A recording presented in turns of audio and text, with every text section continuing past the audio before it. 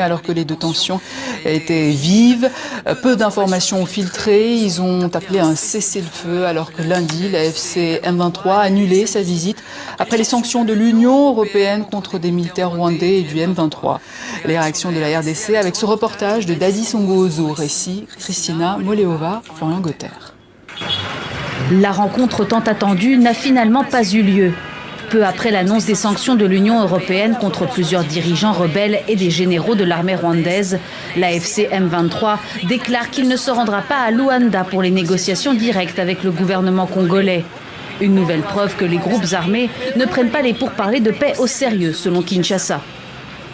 Il s'attendait le moins que la médiation angolaise et que le gouvernement congolais puisse adhérer à la démarche et puisse se présenter. Ils n'ont pas de discours cohérents et politiques à mettre sur la table pour réfléchir sur la paix. L'opposition appelle, elle, les deux parties à prendre leurs responsabilités en acceptant la médiation angolaise pour rassurer la population. D'après la plateforme Sursaut National, les autorités congolaises n'ont pas réussi à protéger suffisamment les civils dans ce conflit.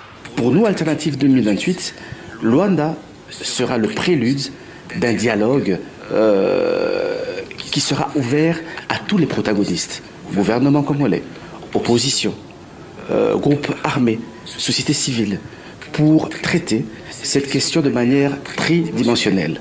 Parce que la guerre, la crise, elle n'est pas que sécuritaire, mais elle est aussi sociale et politique. Ce politologue estime que seul le pacte adopté par la Conférence internationale sur la région des Grands Lacs pourrait apporter une solution pérenne. Le pacte dit, dans son article 5, il y a un protocole de non-agression et de défense mutuelle entre les États membres, les 11 États membres. Voilà ce que dit le pacte. Or, dans les cas d'espèce, si on se trouve devant un fait d'agression, donc on recourt au pacte. Et le pacte dit, dans ces cas-là, si un État ne se conforme pas, il y a un sommet extraordinaire qui est convoqué. Le gouvernement congolais a lui confirmé la présence de sa délégation à Luanda sans préciser le nombre de membres ni leur identité.